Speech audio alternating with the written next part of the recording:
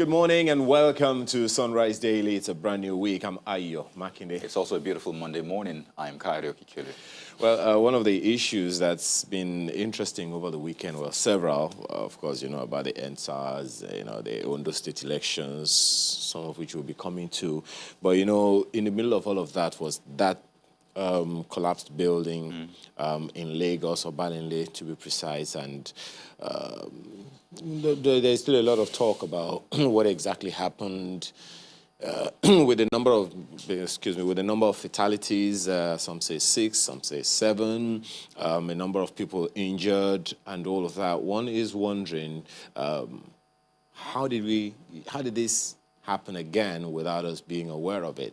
I know, and of course everyone knows, that there is such an institution under the Lagos State government that they call LAPCA. It's a building control organization that ensures the safety standards in the process of building and all those things. And yes, there are also a significant number of buildings that have been marked for, demolition in Lagos because their structures have been compromised one way or another. How we got here again is something that is definitely troubling. Of course, investigations are going out there, and there are a number of reports here and there, but I just wonder still. Yeah, because, getting updates from that, sadly, 6 people passed on, 5 men, 1 woman. And, first thing that pops up is the fact that someone put up a video right after that collapse and said, I recorded this building just before the collapse, way before the collapse. And he said he saw the building and he thought, who approved this? So he did a recording and said, I'm going to do a report and report to the appropriate authority. And just moments after, they told him that building you were recording had collapsed. And I know Lasema put out a statement saying LASPCA had actually sealed that building, and somehow the owner began clandestine construction. So here's the thing. If the building had been sealed, what kind of enforcement is in place? Because, this happened during the day, right? And you had workers that were actually there working, basically. So the question now is, if it was clandestine, that didn't look clandestine. So who monitors when these buildings are sealed? Who ensures that, nobody goes back to work there? And imagine people's lives were put at risk, because I'm not sure these workers actually knew that that building was sealed. They just wanted to make their money, do the work they wanted to do. So they went there. Sadly, the building collapsed. I know that this is not the time to point fingers, but the important thing is to get the people who are at fault and ensure this does not happen again. Just how many weeks ago we had another building collapse also in Lagos. So this is something that has happened time and time again, and who knows what building will be next. So if this building was sealed, who's meant to enforce that sealing? Who's meant to ensure that work does not continue at that place? A lot of people are still injured. We wish them quick recovery, but we don't wish that this happens again. And, added to that is the fact that, when you mentioned the fact that, the building had been sealed, marked and sealed, and that no one is supposed to go there, sometimes there is also talk out there that some people feel that they are above the law. That even though government has sealed a place like that or stopped construction work in some places, some people feel that they're above the law and still go ahead and continue work in those places. And eventually, even the people in the environment will complain. They make noise. They'll just say, don't you know it's so person that is in charge, and before you know what is happening, none of these ever happens. Well, there are no facts to that. It's just word on the street that a number of people would say, and these kinds of information will continue if these issues are not nipped in the bud, and they are never allowed to happen. The people who are mourning now didn't expect that was going to happen. So someone noticed it, and someone put a word on it, and yet, what did we get? Anyway, again, as we have mentioned, investigations are ongoing, but let this just not be another one that has happened, and there is nothing anyone can do about it.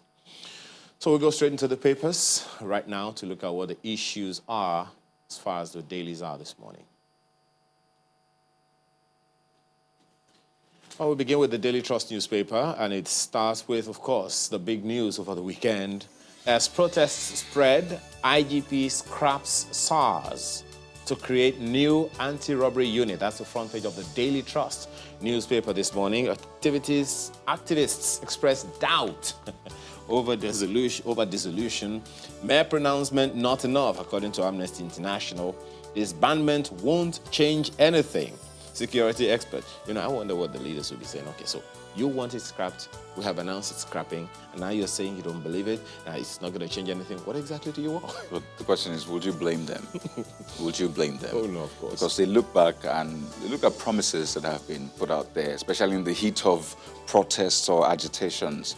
And, days after, weeks after, nothing to show for it. In fact, it's maybe even worse than what it was before. So you'll understand why a lot of them are saying, we've gone down this road before. Not once, not twice, not 3 times, 4 times. Maybe, different words, but once bitten, twice shy, right? 4 times bitten, 5 times, we're not having it again. So I think that's the thinking behind this. And then added to the fact that over time, when it comes to police, people take the word with a pinch of salt. Or should it be so? That's the well, question. of course, definitely not. We've been talking about this trust quotient between the police and the people for a long time, and there have been efforts being made at various quarters to even bring the issues to the fore. But how effectively have we come being able to deal with those issues is another thing altogether. But that's what we have on the front page of the Daily Trust newspaper. Story continues on page 5. And of course, the second big story. Oh, by the way, that picture, of course, is following the protests that resulted in the scrapping of SARS. Ondo governorship, how Akeredolu defeated Jegede Ajayi. That's according, of course, a rider, PDP, ZLP, to make positions known soon. That story continues on page 4 of the Daily Trust newspaper this morning. Of course, there's also that story, that sad event of bandits killing a number of people. Daily Trust reports bandits kill 9, razed Kaduna village in fresh attack. That story is on page 6 of the paper. FG insists on water resources bill. That is on page 10. And, well, that's the front page of the Daily Trust newspaper today. We'll take a look at the Nigerian Tribune lead story, of course. Aftermath of Nigerians' protests. IGP dissolves SARS. Reps to proceed with police reforms. That's a lead story. It's bold right there. But see the riders. NHRC, Bakare demand prosecution of criminal elements. For a lot of people, they're saying it's not enough to just disband SARS. People have been caught in the acts, So what happens to them? Are they going to court? There should be some punitive measures taken. So that's the drive for these agitators. And you see reps to meet with NBA, NHRC, CSOs this week. Recall that last week they announced plans to come up with a body of legislation.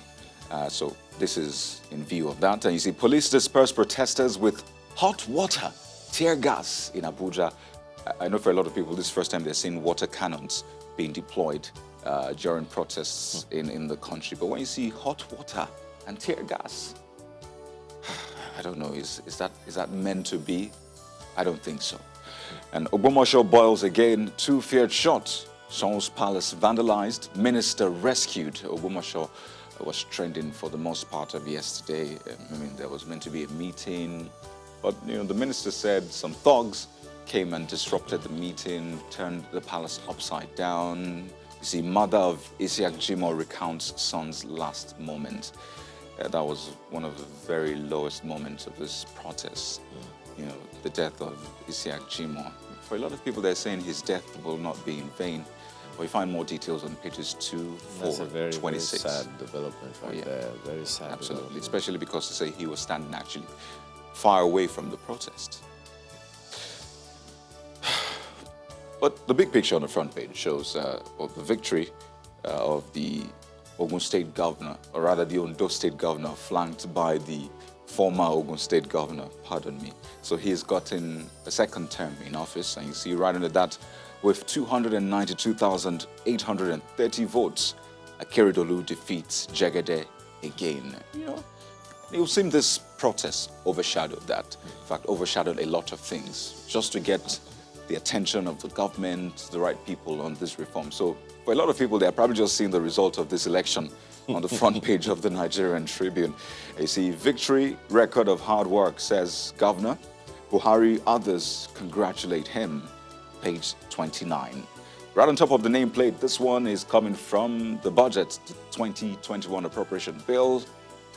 Another revelation, you might call it. Nigeria to maintain Buhari or Shimbajo with 12.2 billion naira in 2021. 3.2 billion naira goes to trips, 296 million naira on foodstuffs, page 13. But the term that really caught my attention is maintain. So, quite an interesting read. I believe it's on page 30. It's interesting when you hear that. I mean, it will sound like it's just for that individual. You know, meanwhile it includes a retinue of staff, domestic staff, personal aides. And I'm sure the budget office might want to come out to say, well, this is what it is. But you know what? Put the appropriation bill out there. Let people have access to, you know, what it is. You know, it's still a bill, we understand that, but let people see these things. And then there's a sports story on the back page. But that's Nigerian Tribune this morning. The lead story of the Guardian, the Vanguard newspaper is IG disbands SARS, pledges advanced police reforms. Of course, that story you'll find right on the bottom there. A number of riders there. Gbaja hails Buhari IGP for dissolving SARS. Release all NSARS protesters. NBA tells IGP. Police assault Rise TV cameraman shortly after ban on SARS. I'll never be part of any status quo where citizens' right to life becomes negotiable, according to Bakare. SARS fundamental to pursuit of peace, tranquility. That's according to Zamfara governor.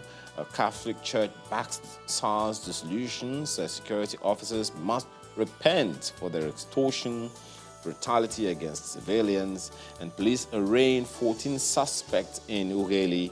That story you'll find on page 5 of the Vanguard newspaper this morning. That's quite a buffet, if you want to say, but that's it right there on the front page. Of course, right above that one, you have that. The story. Ondo Akeredolu floors Jagede Ajayi. Of course, the results right there. Pledges not to betray people's trust. We're studying results. Jagede Ajayi, Buhari, Oshomale, APC, others congratulate Akeredolu. Results reflect people's wish, according to Yaga Africa. Find that story on page 9. And of course, population of extremely poor persons in Nigeria hits 102 million. That's according to a report from NECA. That's according to NECA. And of course, a number of other details are in the riders. Global statistics expected to reach 150 million by 2021. That's according to the World Bank. Government must give support to organized business to strive, flourish, and tackle insecurity. Economists and analysts saying that improving ease of business will attract investments. That's what experts are saying. That is right there on the front page. A number of indices right there on the front page from May 2020, October 19, December 19, 2018, on and on. You'll find all of that this morning. That's the Vanguard this morning. If you take a look at the Guardian newspaper, the Guardian, no? The big story, quite different, but yeah, it still focuses on the main issue. You see, ethnic fault lines show as IGP dissolves SARS. Now, this is an interesting angle to look at that from. IGP bows to pressure. North, South disagree. Wizkid leads London jubilation. Disbandment cosmetic, says Huriwa. You know, bringing this dimension into this might also help to know where the issues lie so we can tackle them. So that's the lead story for The Guardian. It's on the main story, but takes another angle to it. And the big picture on the front page shows governors, most of them Southwest governors, in a photo up with the newly re-elected governor of Ondo State, Oluwarotimi Akeredolu, who, of course, won Saturday's election. And, for a lot of people, they were wondering, why did we have so much governors in Ondo State? Especially because if you go across the states, there were protests. And I recall there was this report that the presence of the governors might portend some threat to the election. So you wonder just why, but that's the lead story. History repeats self. Akeredolu wins in divided Ondo South Central. Buhari, APC, Lao and others hail election, congratulate governor. Yaga Africa faults poll says votes traded between 1,000 and 7,000 naira. That's vote buying, voter inducement, call it whatever you want to call it. It is not right, but yet again, it is playing out. Akeredolu thanks Buhari, Tinubu, citizens. And this sad one, it's on page 5. Truck crushes 2 dons, 5 others in Benue. That's the Guardian. The Daily Times newspaper, with wide margin, Akeredolu wins. That story is on page 2 of the Daily Times newspaper this morning. This picture on the front page is a flooded community in Delta State. Well, the story will be on the instant pages for you to check. Police, IGP Adamu dissolves SARS, orders immediate redeployment of all officers, something many people are still very interested in, along with other stories. Editorial of the Daily Times newspaper this morning is on the obnoxious water bill. Continues on page 5. Nigerian News Direct leads with the Ondo governorship polls. Akeredolu secures re-election with wide margin. Re-election as a reward for hard work, dedication, focus, honesty, patriotism, says Akeredolu. Of course, you will blow your trumpet, right? And APC Buhari others congratulate him. Major parties guilty of vote buying. I think that's the main one for me. Ajulo, it's on page 2. And you see, Oyo to recruit 7,000 secondary school teachers boasts of flying colors in Wase results. So we'll have to follow up to see how this recruitment goes, because now we're realizing, or we're re-realizing that it's not enough to just make these pronouncements and promises. We need to follow and see how they are implemented. You see, court convicts 7 SIM card registration offenders. I think a lot of people need to understand how this works, so you don't get caught up in this, because you make calls, you realize this was your number, and you dial it, you realize, well, it's no more your number. Else's number. Oh, dear. No, that's Nigerian News Direct. The Leadership newspaper, primary health care, 30 states yet to disburse funds despite receiving FG's 13.2 billion naira. We will commence disbursements. States NPHCDA targets 409 low-performing LGs for polio vaccine. Our story is the lead there. Right under the nameplate is this very one that should give us concern. Senate indicts 68 MDAs over revenue loss. You know, we've been talking about this thing over and over again, especially when you reference the Auditor General's report, that this one is coming. Well, many of them are already indicted from the Auditor General's report. Now the Senate is coming out to say the same thing. Question is, what do we do going forward? I think that should be the issue. To re-invite erring agencies for scrutiny, 6 review of Fiscal Responsibility Act, on and on, of course. Please, will prevails as IGP disbands SARS. That story is on page 19 of the Leadership newspaper this morning. So that's the much we can take of the papers this morning. But then, there is this conversation that we need to quickly have right quick with a human rights lawyer and activist, Mr. Joseph Ono Silas, who wrote a letter to the Central Bank of Nigeria seeking cancellation of the purchase of gold worth 5 billion naira from Zamfara State government by the CBN. Good morning, Mr. Ono. Thanks for joining us this morning.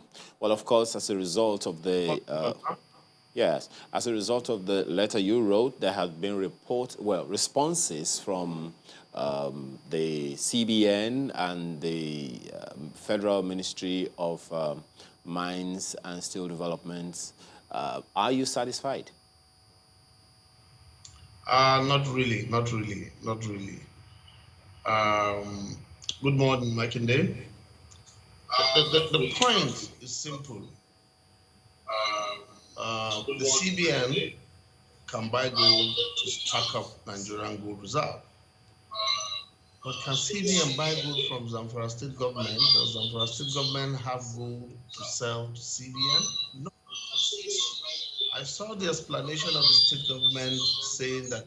Just one moment, Mr. Ono. Perhaps you should reduce the volume on your device. It seems to be feeding back on us. Whether it's your television or whatever, kindly turn down the volume. But then, of course, according to the law, which, of course, the Zamfara State government and everyone is aware of, Zamfara does not have gold deposits of its own, but from arrangements that they have, the conversations that we have heard, we know, and of course you know what the Zamfara state government has done, what the CBN has explained, what the Federal Ministry of Mines and Steel Development has explained, that it was the artisanal miners that sold the gold to Zamfara state government, which eventually sold it back to the central bank. I mean, isn't that explanation sufficient for you? No, it's not. The Ministry of Mines and Steel regulates mining. So in July of this year, the federal government came up with a gold purchase scheme under the Presidential Artisanal Gold Mining Development Initiative. And they are to set up what they call across the country accredited gold buying centers across gold mining areas. Now, these gold buying centers are supposed to be privately owned. Now, it is designed to eliminate the suspicion that the state government is selling gold. Mr. Onu, could you please just mute the volume of that television set so that we can hear you distinctly? So maybe it's the interface between mine and yours here. It's a lot better now. Please go ahead. So the idea of Zamfara state government being the middleman here is problematic. The federal government was to set up gold purchase centers, and the CBN was to be the off-takers, providing fund to those gold miners and refiners, not the state government. If there is any go-between, it should be the Ministry of Mines and Steel, not Zamfara state government. The 5 billion that is going to Zamfara state government is part and parcel of money that should have gone to the Federation account. If it had gone to the Ministry of Mines and Steels, that money will go to the Federation account. Now, how does the federal government get royalty if the entire transaction has happened between the artisanal miners and the Zamfara state government? How does the federal government earn? The federal government is spending to buy a product that already belongs to it. We have not gotten any record of how the artisanal miners have paid royalty to the federal government or any form of tax. Mind you, artisanal miners are not necessarily licensed miners.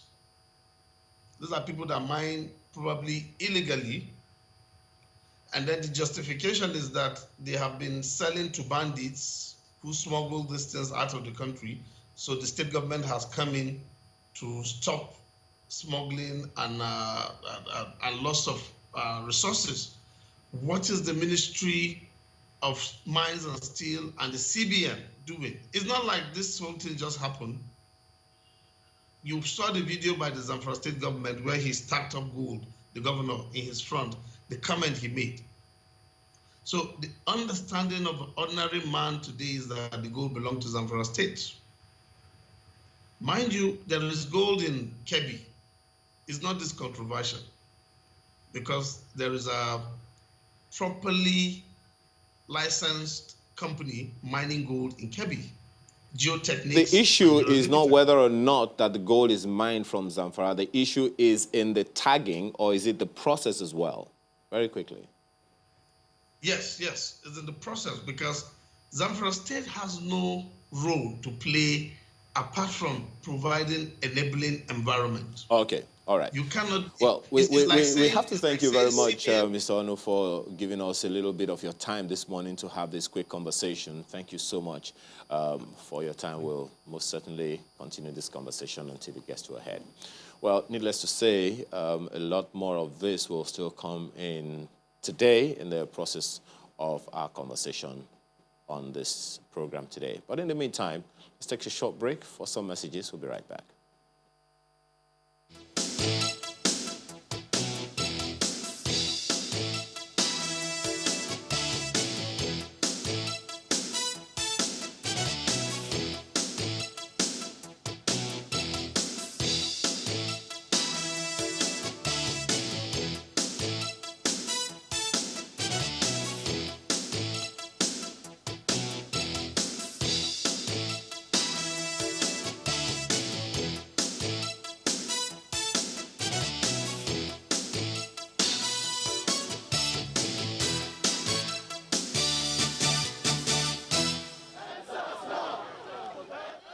Like a wild wind, the NSARS protesters take to the streets of Abuja, demanding the scrapping of the Special Anti-Robbery Squad.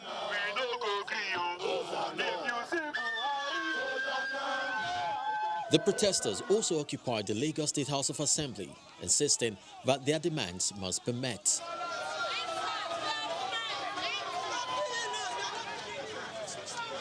From Ogun to Kaduna and other parts of the country, the request is the same. What do you want? NSARS! When do you want it? Now! What do you want? NSARS! What do you want it? Now! The Special Anti-Robbery Squad came into being in 1992. It was established by former police commissioner Simeon Danladi Medenda. The major reason for its formation was when a Nigerian army colonel was allegedly killed by police officers at a checkpoint in Lagos. Due to the existence of an already established anti-robbery squad, which was operational at that time, Mr. Medenda distinguished his team from the already existing squad and named his Special Anti-Robbery Squad SARS. By 2009, after several years of operations, the squad grew in number and strength. Owing to the surge in the numbers of internet fraudsters and cultism in universities, SARS operatives infiltrated Nigerian universities, made several successful arrests, but in the process harassed innocent youth. Following several reports of human rights violation by members of the public to the office of the then Inspector General of Police Solomon Arase, he announced the splitting of SARS into two units on the 7th of August 2015, operational and investigation units to curtail cases of human rights violation. On the 14th of August 2018, the then acting president of Nigeria, Professor Yemi Osinbajo, ordered with immediate effect the overhaul of the controversial police unit following reports of human rights violation. This soon led to the IGP renaming SARS to Federal Special Anti-Robbery Squad. A new head of the unit was appointed and human rights desk officers to monitor reports were also selected. However, on the 21st of January 2019, IGP Mohammed Adamu ordered the immediate decentralization of the Special Anti-Robbery Squad, which hitherto operated from the force headquarters in Abuja since inception. He also stated that the DIG, Force Criminal Investigations Department, and commissioners of police in each state would be held accountable for actions of the SARS. On the 21st of August 2019, 4 SARS operatives were arrested and charged with murder after being caught on camera manhandling and then shooting to death 2 suspected phone thieves in broad daylight. Although the Inspector General of Police, Mohammed Adamu, has announced the disbandment of SARS, the NSARS protesters may be demanding the reformation of the police force.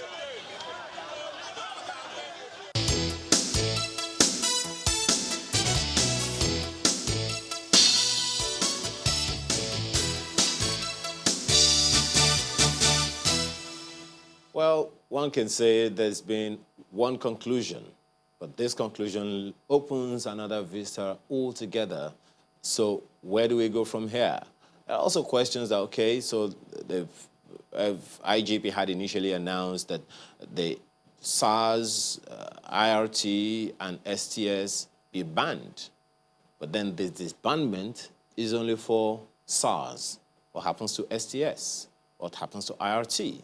And a number of other units that may have been problematic as far as people are concerned. By the way, they're all in the police, right? So what happens to the police? Well, these are several other issues we want to raise this morning with former DIG operations of the Nigerian Police, Joshua Kabila. He joins us in our studio in Abuja, as well as security expert Alfred Ononubo and the senior advocate of Nigeria, John Odubela. Gentlemen, thank you for joining us this morning. Let me start with you, Mr. Kabila.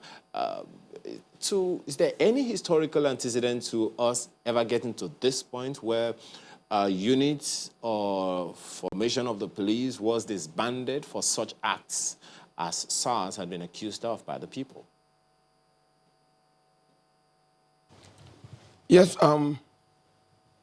it is true that some of the issues that are on ground and they're happening has informed the Inspector General of Police to take this harsh decision of disbanding the Special Anti-Robbery Squad, so as to look into exactly some of the infractions and to also take an assessment.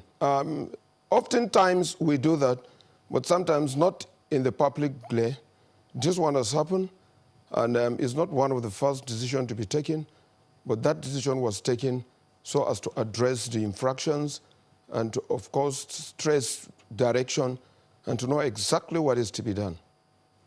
Just to be clear, did you say the harsh decision? I just need to get the context. Did you say this harsh decision, and why do you think it's harsh? Do you think there could have been a softer decision about this? No, if issues had not cropped up, I'm sure the Inspector General of Police would have loved to look into what exactly has happened and to see those of them that have been making, because there has been a lot of achievement in terms of combat of crime. Some of them that have been what we call, they've already imbibed, this culture of not fearing and finding solution to some of this crime like armed robbery, kidnapping, and cultism. This time around, all of them has been swept off, and I think that is in response to the demand of the Nigerians that the police served. Well, Mr. Ononugo, let me take you up on this one. For you, what is the implication of the disbandment of SARS? Of course, we all know that even before the advent of SARS, every police command had their own anti-robbery squads before the special anti-robbery came up in 1992 or thereabout. So what for you is the implication of the disbandment of SARS? Well, good morning, and good morning to Nigerians. First, let me condole with the families of those who lost their family members, their loved ones, whether they were policemen or Nigerian citizens that were victims of this entire situation. My take is simple. The disbandment of SARS does not answer to the problems of the Nigerian police force. While I commend the IG for the boldness and the political will to take that decision, it could just be one step in the right direction, but a lot more, so much more needs to be done. The problem of the Nigerian police is not SARS. It's a fundamental problem. By the way, the word police is an abbreviation. The word police simply means public officers for legitimate investigations and criminal emergencies. Their total existence is designed to ensure the enforcement of law and order, and also to mitigate the activities of criminals, apprehend them, and prosecute them to get them appropriately disciplined by the justice administration system for whatever offenses such individuals must have committed. So disbanding SARS, yes, I think it answers to the agitations of those that are involved in the End SARS Now protest, but it's far from addressing the actual challenges that is bedeviling the Nigerian police force. It's both internal and external. It's in the rank and file, and it cuts across the values and moral leanings of the police service. Well, that definition of the word police which you give is quite new to me. I mean, I thought it was from a Latin word metamorphosed into French. But I mean, that perspective also paints a picture of what the police should be ideally. But let's turn to Senior Advocate of Nigeria, Joshua Kabila. Well, you interface with the police, especially because they are meant to be law enforcement agents. And seeing this protest, the response by the IGP, and the fact that the protesters say, we're not done yet, what do you make of it?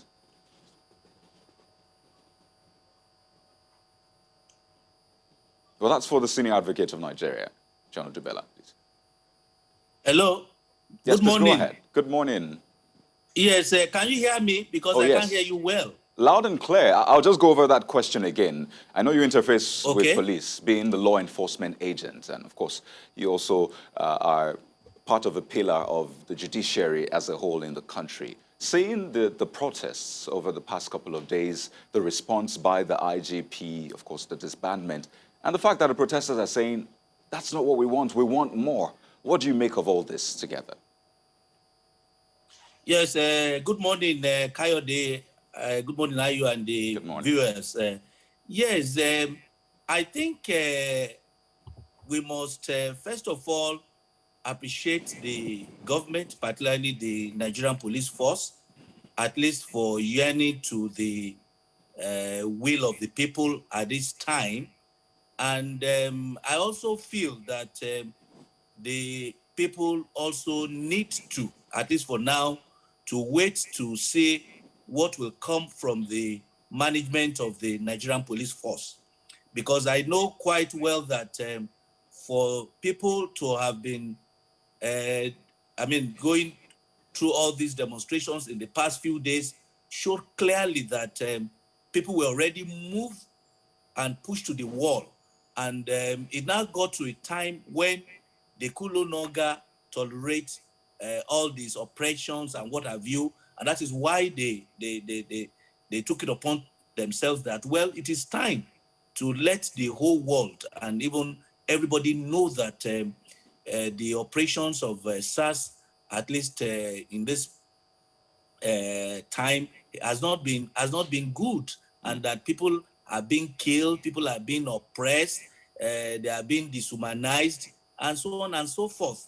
So I would appeal to both the government, the Inspector General of Police, and the management, and that it's not even enough to say you are disbanding the SARS, because I also believe that they're also thinking of bringing in another form of maybe operations that will take care of what SARS have been doing. But I think beyond that, the police need to do a lot of training, a lot of public enlightenment, and then there's a need also for them to monitor. Even if they come out with another name or whatever nomenclature they may call it, I think people they need to also enlighten people. They need to monitor their activities, because I think it is when it is left unattended to that is they now turn to a different things. And I want to also appeal to Nigerians too that we should give the police another chance, because of course we know that their duty is to protect our lives and our property. So we also need to give them another opportunity. Well, Mr. Odubela, just one moment. When you say that there is need for more monitoring, I'm wondering, well, just to be clear, what exactly are you saying? Are you suggesting that maybe the police authorities had been negligent of their duties and consequently allowing these officers to run riot on the citizens over the years? Is that what you're saying? Yes, you know when you set up an operations like SARS, I believe that there's a need to monitor the activities. You know, this is not the first time people have been complaining. And I want to believe that if the authorities have been proactive enough to monitor the activities, where you have complaints, you investigate, and you come out with a report that is very satisfactory, at least to the people, I'm sure they will not go to the extent of now asking for total disbandment of SARS. So I think even if they form another monitoring team, or another maybe SARS, or may not be given a name as SARS, any other form of operations, there is a need for the police to monitor the activities. All right. And listen to the complaints of the people, and then come back to look for the best way that can improve their operations. I think is major. Right. Okay, Mr. Abila, now, the statement that was put out by the police, the IGP, says that a new policing arrangement will be announced in due time, especially because a gap has been created, according to that statement, with this disbandment, the dissolution of SARS. And for a lot of people, they thought, wait a minute.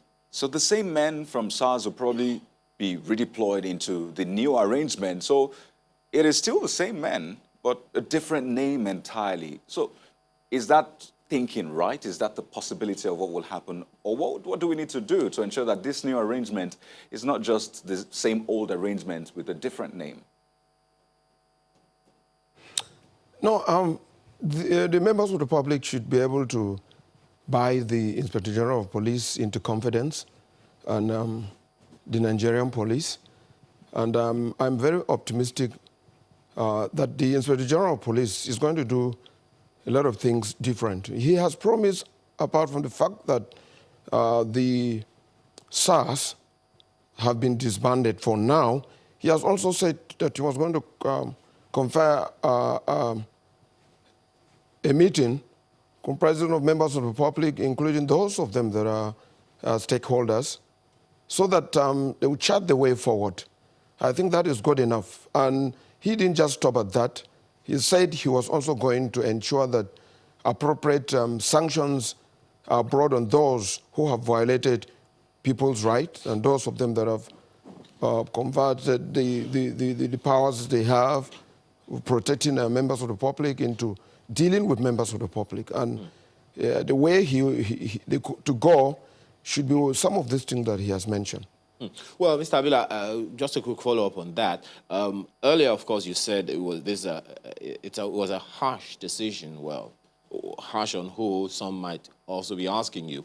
But then the fact that the same men are going to be redeployed into other units to perform similar activities as policing in the country, it could still be the same men doing the same things to the same people that asked them to be removed from operating the way they were operating before. So how can the people, the public, have confidence in the police when the same men that put the pressure, so to speak, on them, dehumanize them, as Mr. Dubel has said earlier, are now going to be operating in a completely different guise other than SARS? How can the people have confidence in the police that way? No, it will not be very fair to the Inspector General of Police and the Nigerian police. I am not defending the Nigerian police. It will not be fair to conclude that the Inspector General of Police is going to use the same people. We have quite a lot of police officers that have been trained. You know, courage is not taught. Courage is acquired. And he's going to get a lot of those of them that have also had opportunity to fight beyond criminalities like kidnapping, criminalities like armed robbery, bank armed robbery, and all of that. We have a lot of reserve police officers, particularly in the police mobile force, that could confront the armed robbers and all those people that involve in that kind of crime. We also have the counter-terrorism unit, and we have quite a lot of police officers that have been trained to be very, very courageous, because courageous is acquired, is not taught. And so I wouldn't believe that the Inspector General of Police is just going to clean up those of them that are right here being accused of violating people's right to come back in the new profile. I don't think that will be so. And so I think the Inspector General of Police has spaced the way. We should collaborate with him. We should look at what he's doing. We should contribute and make sure that the people that are to take this responsibility of combating this crime that has to do with people and killing and what have you, collaborate with him. And I can assure you that there will be a change. I don't think the Inspector General of Police is going to clean those guys and ask them to come back in disguise. No, I don't think so. Well, speaking of collaboration, Mr. Ononibo, I mean, the police should set up this interface between members of public, stakeholders, to chart a new course such that we don't have a repetition of what happened with SARS. So as a citizen, as a stakeholder, a security expert, what kind of arrangement, new arrangement, do you want to see what kind of men do you want to see in that new arrangement? Thank you very much. First of all, my background is forensics, and I'm a criminal intelligence expert. Listen, the process that brings people into the police service is not different from what takes people into the civil service or the fire service. I think there's a fundamental challenge we have, and these things are moral. We are getting these policemen from within our values, our society. You do not expect them to change because you change their names. We have to address the fundamental issues that is affecting us as Nigerians. And also, the police should partner with the public. Nigerians should own the police. The police shouldn't own Nigerians. To get value from what you're saying, Mr. Ononugbo, when you say we need to address the fundamental issues, could you please mention that? What are these fundamental issues? Very quickly. I'll give you, for instance, 99% of people who find themselves in the police service have never been captured in a criminal database prior to their joining the police. Peradventure, there had been offenders, first offenders, or offenders of whatever categories. So we need to first of all look at equipping the police to be able to carry out their fundamental roles. We must profile people. We must have a database, criminal database. It is from this same society that you take people, and many times people forge documents, they change their status to be able to get a job. It's about getting jobs that can give you money. We are not driven by service delivery. So we need to profile or create a database that is available to the police service on all Nigerians. We have the national ID card, we have the BVN. These things must be put together and put at the disposal of the Nigerian police, so that when a criminal moves from Kano and goes to Jigawa and he wants to join the police as a Nigerian citizen, we check his background. The criminal records unit in the Nigerian police is not digitalized or is not functioning at its optimum. The poverty level in our country is so high. So police is unduly challenged. They don't have enough manpower. They need to have effective technology that can complement their shortfalls in Mr. manpower. Ononugbo, you are aware that under the Deputy Inspector General of Police Force for Criminal Intelligence and Investigation Department, there is such a unit as the Central Criminal Registry. I'm sure you're aware of that. Are you saying that? I'm very much aware of that, and I relate to them. Okay, and so... But when you go into that system, you will find out there are challenges. Now, I'm not going to use this to put the police to the laundry. Just like I said, every other system. It's not just the police. I would like to limit this discussion to this police issue. But look at the politicians. The things that we are seeing is not what Nigerians are expecting. So we need to do a proper record checks. Let's not just give people responsibilities they are not qualified for. That's one. Two, the welfare system. An average policeman is underpaid. They are the most underpaid people in this country. I'm not justifying the compromise and abuse by some elements that found themselves in the police service. There are those in the police that collect their salaries and they are responsibly living within the provisions of the law. But the challenge is that there is so much corruption and abuse of public offices, even within the high ranks in the police. Some of them are serviced by, resources from illegitimate sources. So they are benefiting from this rot, and they cannot rise to correct or challenge any indiscipline in the system because they themselves are beneficiaries. So we Mr. need to look at that. Mr. Ononugbo, just one moment. Can you confirm again which people you say are benefiting from this rot, and do you have evidence to the effect? Well, when you talk of evidence, you are calling for something serious. But the truth is that within the system, it's a known fact that there are people in the police service that benefit from indiscipline in the police service. If they don't, indiscipline will never be tolerated. Right.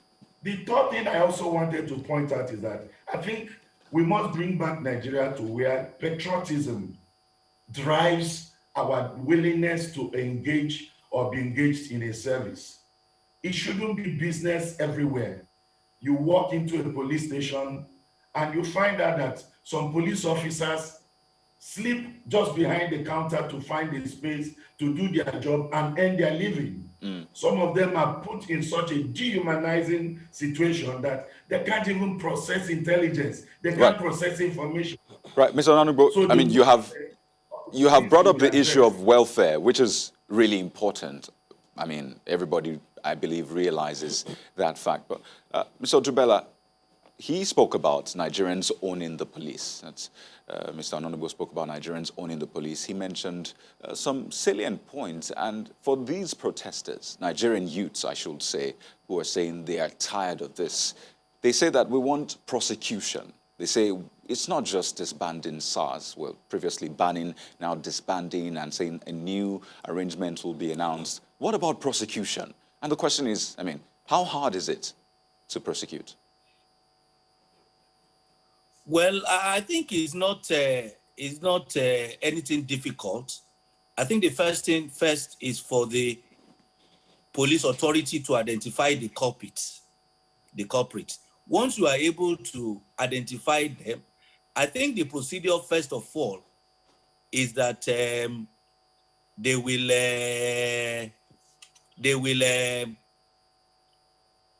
give them internal issue first. They will, and then thereafter, they will charge them to court after the investigations.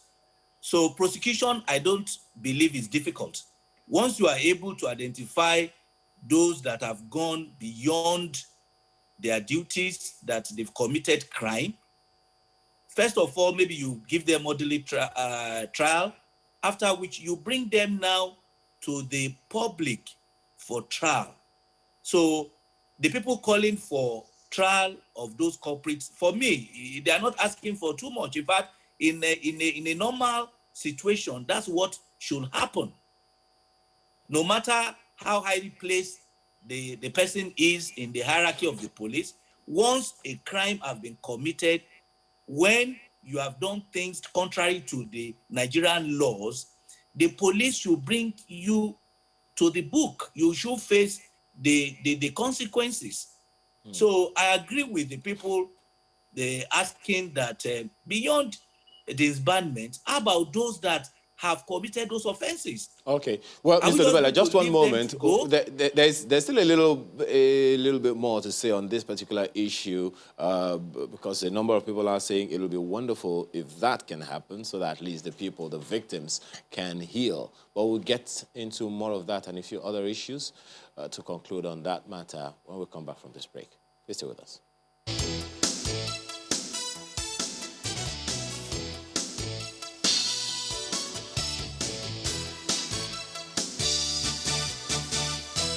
Still on this matter, Mr. Dubela, you know, one of 5 things that the IG said during the dissolution, the announcement of that dissolution, is that there is going to be a citizens and strategic stakeholders forum to provide an avenue for citizens to regularly interface and advise the police authority on issues touching on the general public. But, you know, part of what you also said the other time is the need for some investigation of the people that existed or operated in those units over time. What should the police authorities do now? Because, I mean, just as you also, you know, inundated the other time, a number of people have little trust in the police. As far as they are concerned, the policeman is a member of SARS. Meanwhile, from what some people have told us, SARS is supposed to be faceless. So to buy back trust, so to speak, what should the police be doing now? Yes, thank you very much. I think the first thing is that there must be stakeholders meeting. The police must engage the youth, must engage maybe all the professionals. They must engage them. They must find out what are the complaints of the people against us. What are those things that they are doing that we believe that are not right? So when we begin to look at those things, so that police will now know that whatever they are going to come out with at the end of the day, it must be such that will be acceptable to the people. Because for what people are saying, their complaint that SARS have been doing, and what they've gone in the hands of SARS, I think if you're going to bring another operations like SARS, or that will do similar work like that, you need to engage the people. You must bring back those trusts that, look, this one that we are creating now, they will be very civil. They will ensure that they go through the normal procedures. They will not dehumanize people. They will not breach people's rights. They will do the right things. And that if you have complaint immediately, you also have to look for those that will monitor their activities and ensure that they are not going beyond the assignment. Because you say power corrupts. And the moment you don't have checks and balances, people begin to do what they like because they believe that there's nobody who is looking at them. There is nobody who is monitoring them. So at the end of the day, they will now get to a stage where people have lost confidence, people have lost trust, and that everything that people now want is that, look, this SARS or this group must go because they can't find anything good in them. Well, speaking of building trust, I think one thing that will be important for a lot of people is to see how this new arrangement will work. And Mr. Kabila, you have an understanding into the workings of the police, at least while you were there. And for a lot of people, they were wondering, what was the criteria in the first place, or what were the criteria for recruiting men into SARS? Because they wonder, maybe this is something we should look at in future so we have less issues, in fact, maybe no issues at all like we had with SARS. So what were the criteria for SARS and what should be the criteria moving forward? Okay, thank you so much. I want to inform us that the Special Anti-Robbery Squad is just a unit. It's just a small fraction of not just the Nigerian police, but men under the Force Criminal Investigation Department, just a very small fraction of the Nigerian police. And these people are carefully selected, so to say, those that have the knowledge of investigation, looking out for how each of these cases, ranging from kidnapping to armed robbery, how to get intelligence, and how to collaborate with members of the public, because it still goes to the members of the public. But Mr. Kabila, just one moment. This group of people just one are just moment, a Mr. minute Kabila. section. When you say, just one moment, Mr. Kabila. When you say carefully selected, questions are, a lot right there, because from reports that we have read and information that's available in public space, the original members of SARS were faceless. But now, members of SARS wear T-shirts that read SARS and all of that. So when you say carefully selected, there are those who also believe that the original concept of SARS has been corrupted. Yes, I agree with you, and that's why this action is being taken. Quite a number of them, from what we've seen now, have keyed out. They are being accused of extortion. They are also being accused of abusing people's rights. They are also being accused of carrying out activities that is completely in defense of the Nigerian police and expected of them. And so that is why we've agreed that they've stepped their bounds. And the Inspector General of Police is said he's going to disband those people. and that he's going to convene a stakeholders meeting for members of the public and stakeholders arrive at how they could have another outfit that will be dedicated to checkmating bank robbery, checkmating armed robbery, kidnapping, and all those kind of crime that just suddenly crop up. Because like I told you, members of the public must try to cultivate confidence into the community where they live, confidence of the police. All right. Otherwise, the police is not everywhere. It is members of the public. All right. Well, Mr. That Onugo, do volunteer information. Yes. Yeah. Yes. Thank you. Well, let me ask Mr. Onugo. Well, this conversation is most certainly endless, but we have to cut it down here. But before we let you go, I'd like to ask you this: for those who are saying that, look, maybe this is a good time for us to begin to talk about localizing our policing in the light of this, because this particular issue is something, it's just spontaneous. It wasn't like it was planned. You know, the protest happened simultaneously and spontaneously all over the nation. So what do you say to those who are calling for localizing policing of the various communities, given that crime or criminality is local?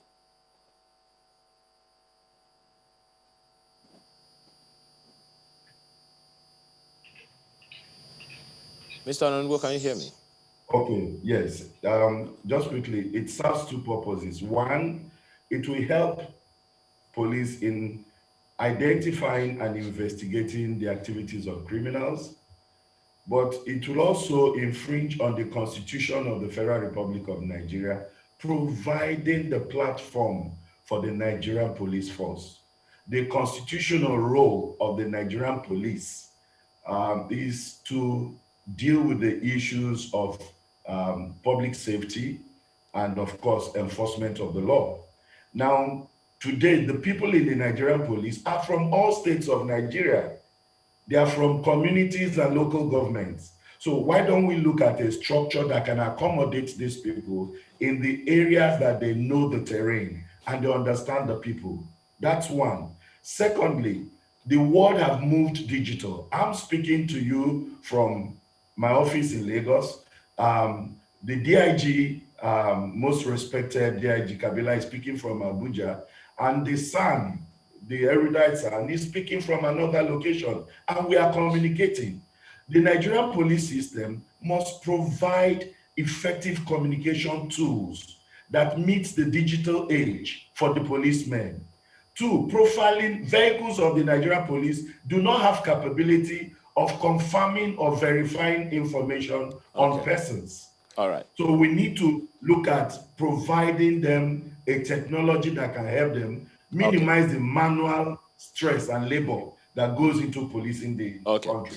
Well, Mr. Ononwo, it's quite a lot that we still need to deal with on this issue, but we have to thank you very much for your time.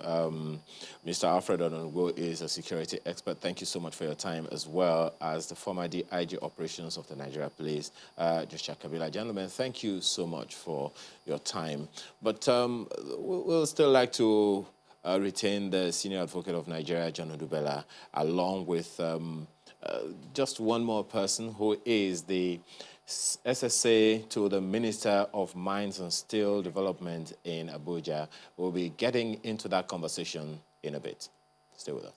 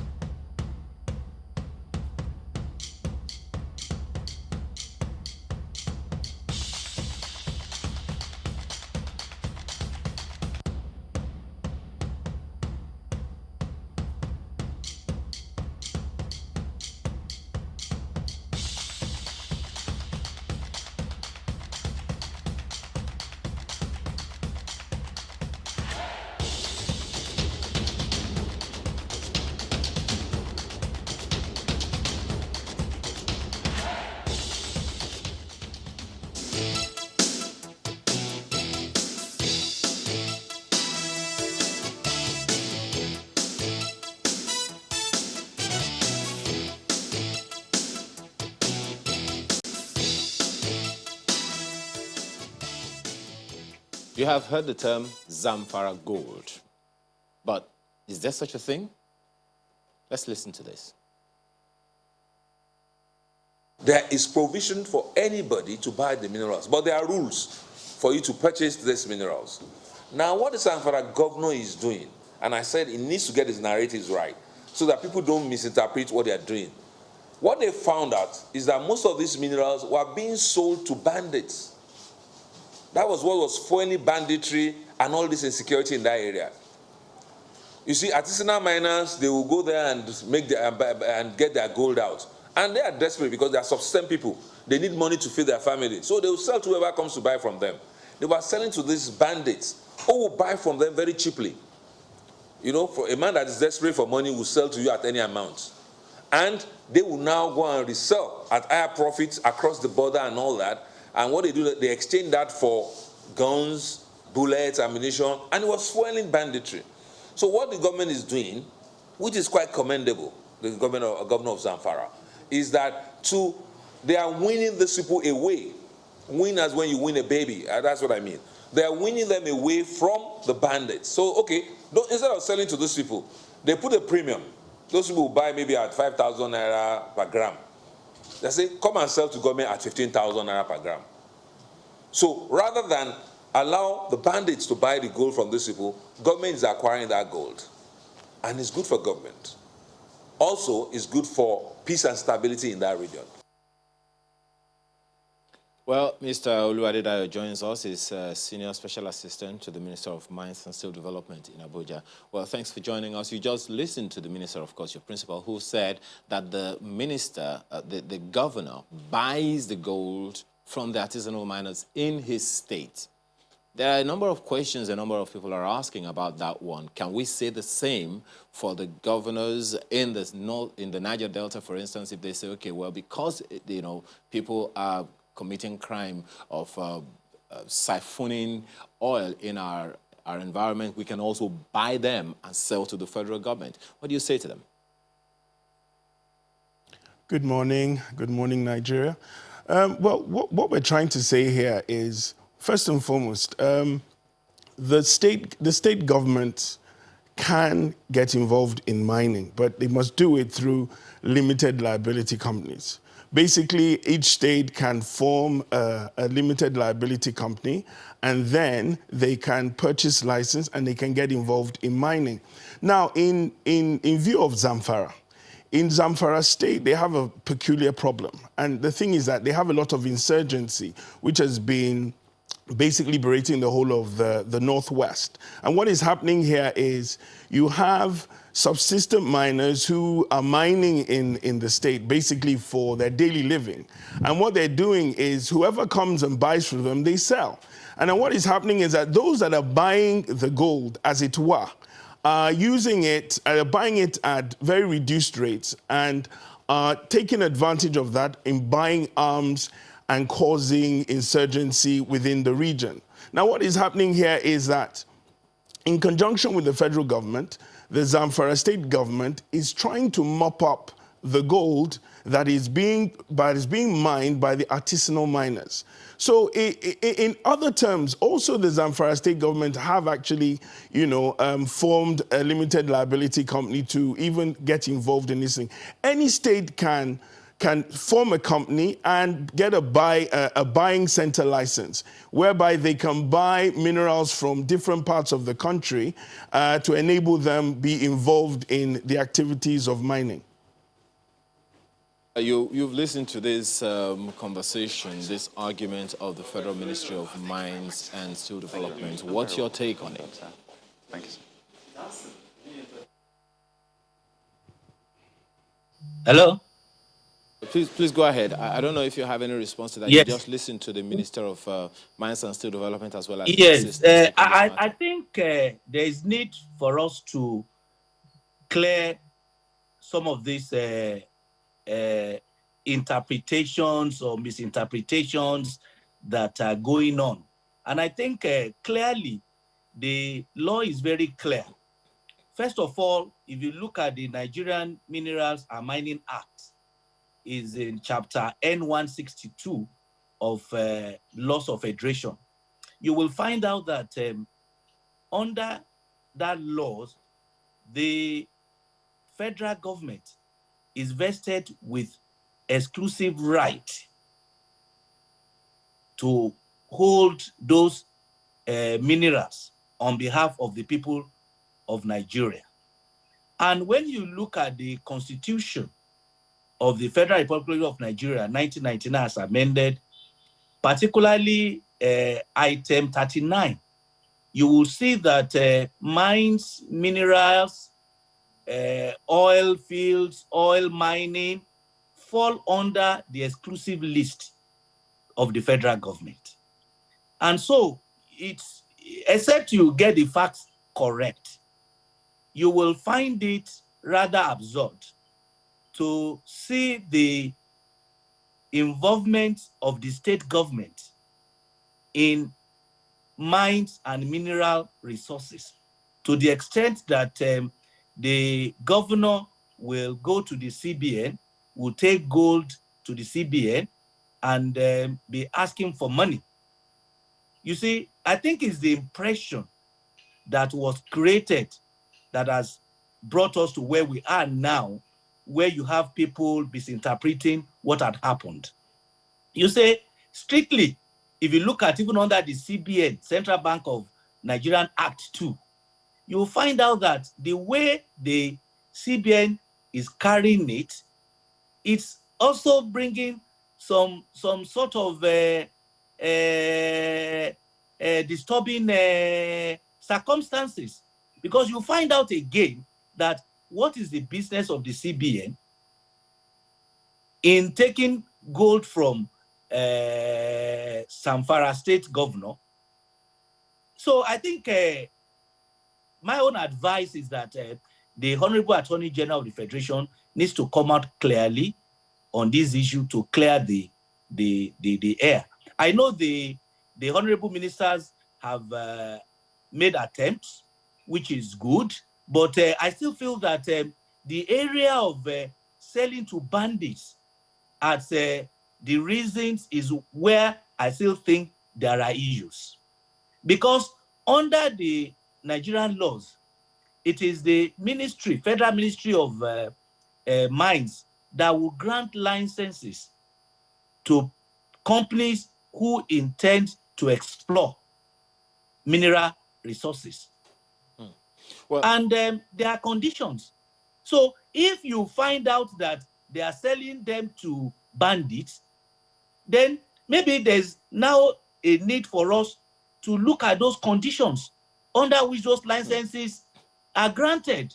Well, we'll get to that argument of, because I also wonder if indeed the Minister of Mines and Steel Development is aware that this kind of thing is going on, selling gold to bandits who use the proceeds to procure arms and ammunition for themselves. Perhaps that's a security information that I want to believe that the minister would have passed on. But let me get back to Mr. Adira. The conversation here is about the nomenclature Zamfara gold. Well, will it also be Oyo gold or Kano livestock or Ekiti oil? That perhaps is the issue that needs to be addressed right here now. So because once the word is out there, just as when Mr. Silas Onu, who raised the issue, was discussing this conversation in the morning, earlier on the program this morning, he was saying that the word on the street is it's Zamfara gold. And we can just as well say that each state with mineral resources would have its own name labeled on everything that comes from them. What do you say to them? Very interesting. The thing is that you can't take a nomenclature away from a mineral. In terms of refining minerals, there's what you call a KYC process.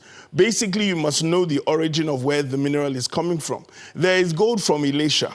There's gold from Kebbi. There's gold from Niger State. If you want to if you're legitimately trading in gold, they must know where the gold originates from, right to the end point, or a refinery will not take it. I just want to make also one clarification. CBN cannot buy raw gold, nor can CBN buy smelted gold.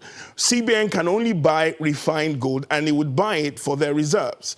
As you see in the PAGMI process, you will find out when just a quick one on that, Mr. Adedayo. Just a quick one on that. Mr. Just a quick one on that one. Well, you heard Mr. Odubela say the other time that, look, it is okay, but it's supposed to be an interface, and it's also what Mr. Onu said earlier. It's supposed to be an interface between the Federal Ministry of Mines and Steel Development and CBN, and not the Zamfara state government. Yes, I agree with you. And the truth is that I believe there's been some media misrepresentation. I mean, in order to do what this thing, I'm not aware. I don't know. I mean, I don't have the facts in terms of whether CBN has actually bought from Zamfara. I'm not really aware of that. It is the purview of the federal ministry. It's the purview of the federal ministry to grant the licenses to limited liability companies. And it is within that purview for us to regulate and ensure that there's an enabling environment for whoever the licensee holders are. And like I said earlier on, states can purchase licenses through limited liability companies, use it as an SPV, and invite investors to run those licenses. Well, okay, Mr. Odubela, I don't know if you want to have a quick response to that before we take a break.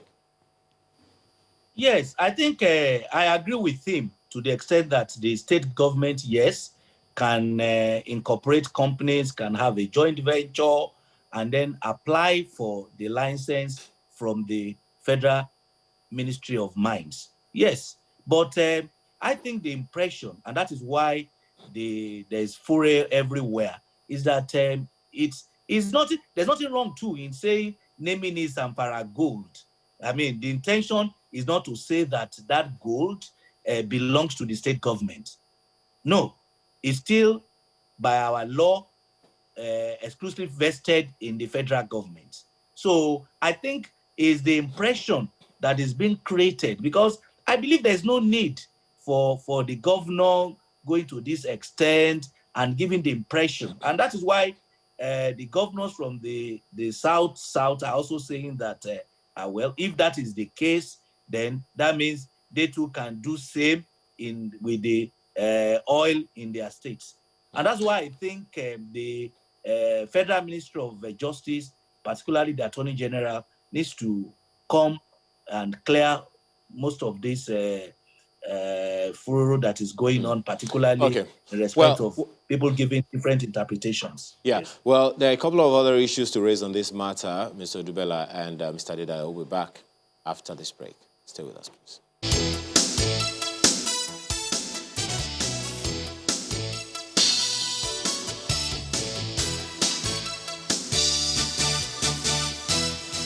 Just a quick one, Mr. Odubela. You are aware that Zamfara state government, as a result of this success, if you can call it that, have come up with their own first gold reserve, to call it, in the country. As a result of that, they now have a gold reserve in Nigeria.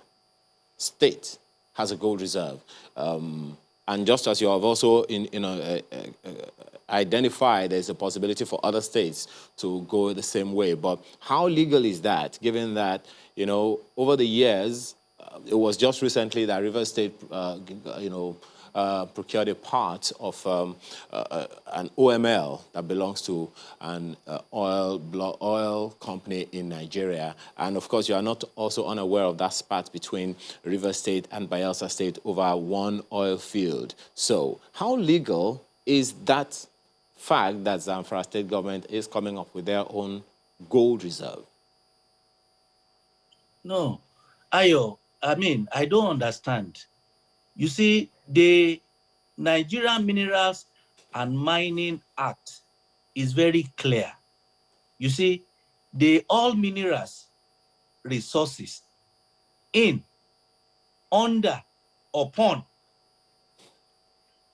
they are vested in the federal government, the Federation of Nigeria, and they are holding it on behalf of the people of Nigeria.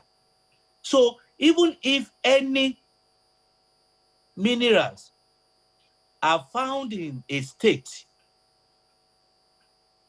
and they are in commercial quantities, by that law, they are vested in the federal government. And the only way the state can partake is when they form a company or they are in a joint venture and they apply to the federal government for license to enable them explore that minerals resources. So except what that particular state is saying is that, yes, this is what we have done, and that we are now reserving that finished product. So otherwise, I mean, it is not possible, because mines, minerals, oil fields, oil mining, they are under the exclusive list under the Constitution. And item 39 is very clear. Once it is exclusive, that means it's only the federal government that has authority over every item on that list. Okay. So well, that's why I'm saying that it still needs further explanation. Otherwise, it will be illegal. Well, Mr. Adedayo. Yeah. Mr. Adedayo, you want to quickly respond to that? The fact that Zamfara state government now is coming up with a gold reserve? I believe what the San has said is correct. I don't believe we're aware that they have created a gold reserve, because, like he said, a state can only get involved via a limited liability company, and they have an SPV. No state on its own can purchase any minerals, nor can they have that kind of resource. So basically, we're not aware. We're not aware that they do have this reserve. You just said now that the states can purchase, you said they cannot purchase any mineral. But what the minister is saying is that the state government has been buying off artisanal gold from artisanal miners. So I don't understand. Can you expatiate? Basically, what's going on, I believe it's in conjunction with the federal government. I don't believe that it's being done just by Zamfara on their own. And like I said, it's a security initiative, which, to be honest, is beyond my purview. But what we do know and what we do understand, it is a matter of national security, and is in terms of, delineating the insurgency within that northwestern region. Well, talking about the security angle of it, I'm wondering if that communication, if that information has been passed on to the security agencies, because it definitely is something that will give a lot of people concern that artisans are selling gold to known bandits. And the federal government is aware of this, and yet, we are buying off the gold from people who sell to bandits. That suggests that the people who sell to bandits know the bandits. What's going on? What I will tell you, there is a heavy presence of police, civil defense, and army in Zamfara state. As we speak, if you go to Zamfara, there's a very heavy paramilitary presence. So they are aware, and they are working on it. The government is working on it assiduously. So there is a lot going on, but like I said, it's beyond my purview. It is a matter of national security, but they're not sitting down. They're actually working on the situation. Well, just a quick one before we let you go, Mr. Adedayo. There is this also understanding we have that a report as recent as 2017 cited 92% prevalence of blood-lead poisoning in children from some villages in the Zamfara state that we are talking about right now. So are there safety mechanisms in the licenses that the ministry gives to the licensees to ensure that we do not have the kind of crisis that we had in the Niger Delta? Oh yes, a lot has gone on since then. We actually have a particular department called the ASM department in the ministry, and basically there's been a lot of advocacy within the communities. Before we can even grant a license, as it were, there must be an agreement between the licensee holder to be and the community at large. And specific steps are put in place in an agreement so that it's agreed that certain things must be done in terms of health and safety, proper mining, and so on and so forth. In terms of the lead poisoning, it was more of an artisanal thing where you had subsistent miners using crude methodology in the mining. But what we have now is there's been a lot of advocacy between 2017 to date, and it's still continuing as we speak. So there is a lot going on in advocacy. There is a lot going on in stakeholder engagement in the different states. Well, we have to thank you very much, Mr. Oladidayo, SSA, to the Minister for Mines and Steel Development. Thank you so much for your time, as well as Mr. John Udubela, who is a senior advocate of Nigeria. Gentlemen, thank you so much for your time this morning. Well, we're back in a moment to take on our final issue for the day. Please stay with us. Yeah, Oluwarotimi Odunayo Akeredolu, senior advocate of Nigeria, as the winner, and is hereby returned elected. The first and default reactions are from the party agents. From their field observations to discrepancies they notice, they bear it all. Well, the outcome of the result, it would appear that this clearly won't be the free choice of our people, in the sense that this government and this party have weaponized poverty. They've turned poverty into a weapon of mass destruction, and the people have subjected to that blackmail, because money played a very major role in this election, in the sense that vote buying was rampant and it was all over the state. There are other reactions coming from different quarters. A lot of people showed enthusiasm of coming out to vote, despite all the accusation of violence and all. But the minimum standard of violence has been curtailed by the Nigerian security officers all through. And the INEC too did a wonderful job for making sure that this particular election hold within the speculated period of time, and the minimum accusation issue of the card reader and all was overturned and taken care of by INEC. At the hometown of the victorious governor in Owo, jubilant party faithful, family members throng his residence to celebrate his victory. I will shout for joy. Governor is flanked by his party bigwigs, state governors, senators, those who've walked the same road with him in the course of this journey. We are elated to receive a scorecard through the statewide plebiscite. The resounding victory of our great party, All Progressives Congress, throws an open challenge to all stakeholders not to choose the path of complacency. We have noted the few dissenting voices of protest in this referendum. We heard them loud and clear. I'm very happy, and I'm particularly happy for the good people of Ondo State, because this is their victory. This is for them. And I'm grateful to God Almighty. We appreciate the efforts of Mr. President. We congratulate ourselves. We appreciate the efforts of the APC National Caretaker Committee. They've done well. And of course, all those that played their part, from the governor of Lagos, who was the chairman, to everybody. We all work around the clock to achieve this. So we thank God and we are grateful to God. The undiluted celebrations are on the streets.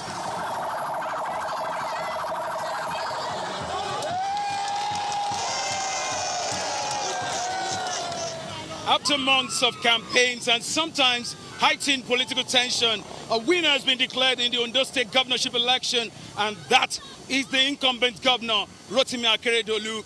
He's taken his thankful message to the streets. He says the work has just begun. Dare Idowu, Channels Television News. Well, that work continues here in the studio as we take a look at that election in Ondo State.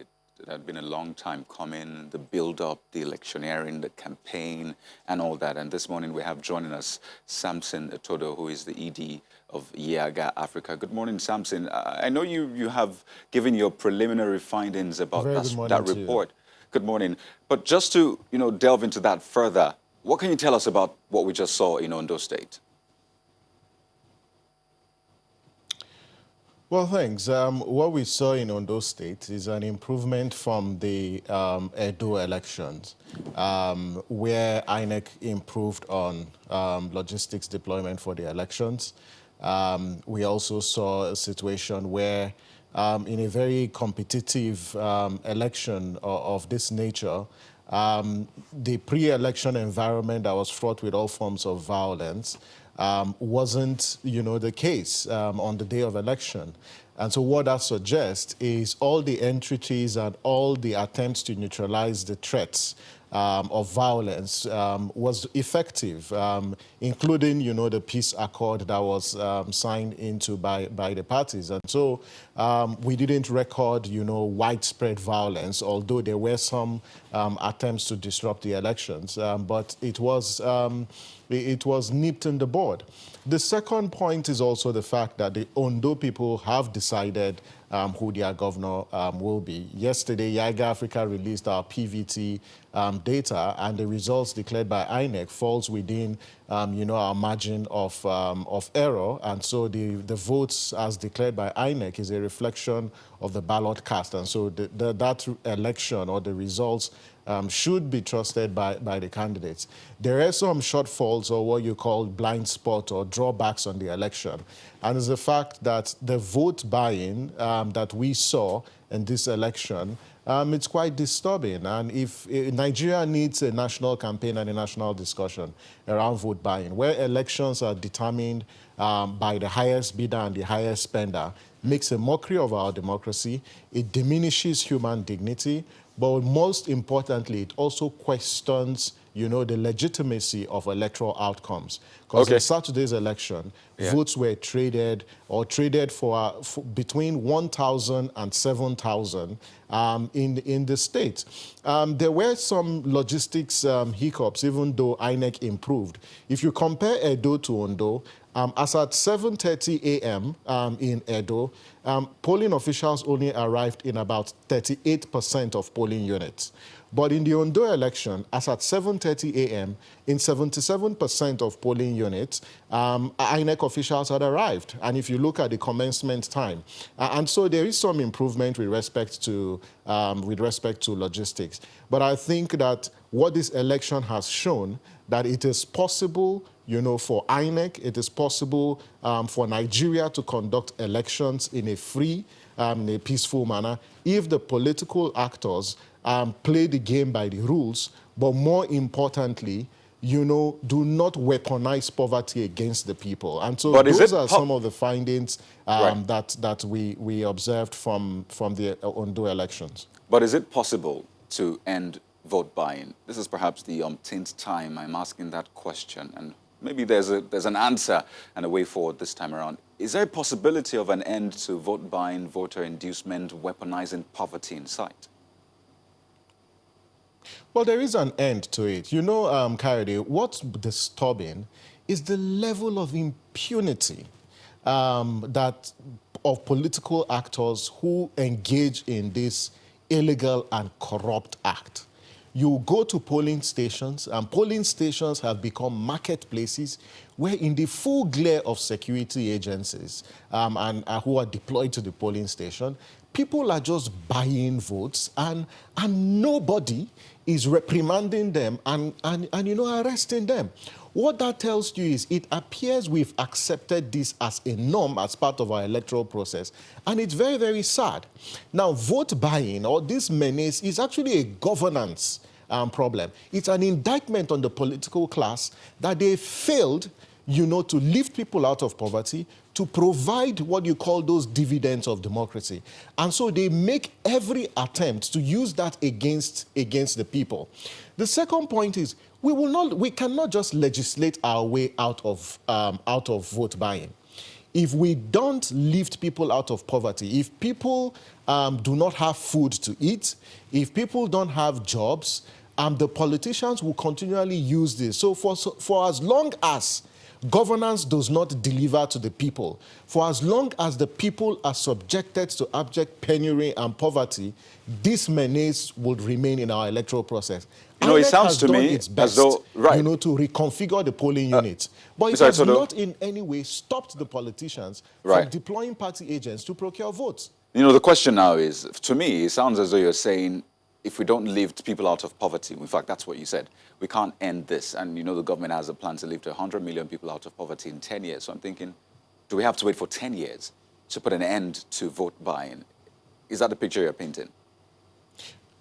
No, we don't have to wait. And so we need a multi-pronged approach. The first one is, how do we reset the mindset of the political class to approach politics as service and not a do-or-die affair? Because what you see, vote buying is simply a desperation on the part of the political class to procure or secure political power at all costs. The second is also accountability.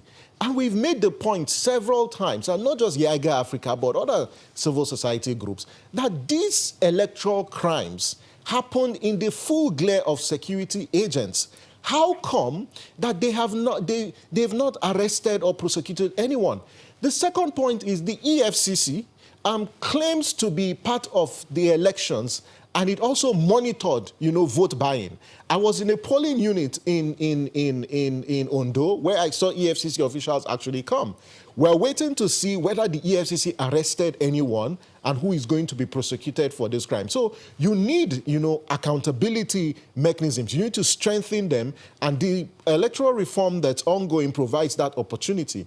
But whilst you're talking about, you know, improving the quality of livelihood, improving governance, you need to ensure accountability for those who commit these crimes. But lastly, Nigeria, and I think that, Kayode, the media and civil society have done its best, even INEC, in educating the public on the need to not sell their votes. It is time for political parties to lead this charge. It is time for them to engage in this conversation, because they are the perpetrators. They are the ones who go to the polling stations to buy votes. And so they should lead this campaign against vote buying, else it will diminish our democracy. And the greatest threat is the fact that increasingly the legitimacy of these elections that are conducted is called to question, because what you now have is either procured turnout or procured votes, and not necessarily giving the people the opportunity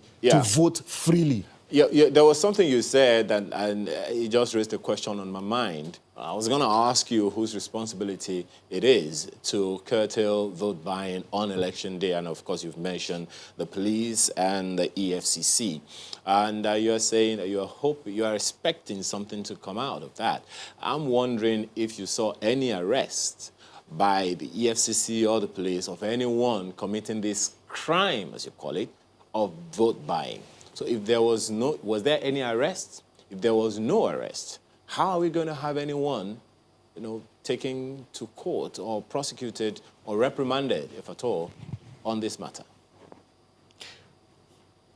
Well, for this election, so far, we've not heard of any arrest that was made by the EFCC or by the police on people who were buying votes on election day. And so we'll wait to see if they had arrested these people. But it's really disturbing that the election, you know, was fraught with these cases, and these cases happened in the presence of security agents who did nothing in most cases to reprimand those who were buying votes. That's one. Well, when you now say that INEC has improved, a number of people will probably agree with you. Some will also raise questions.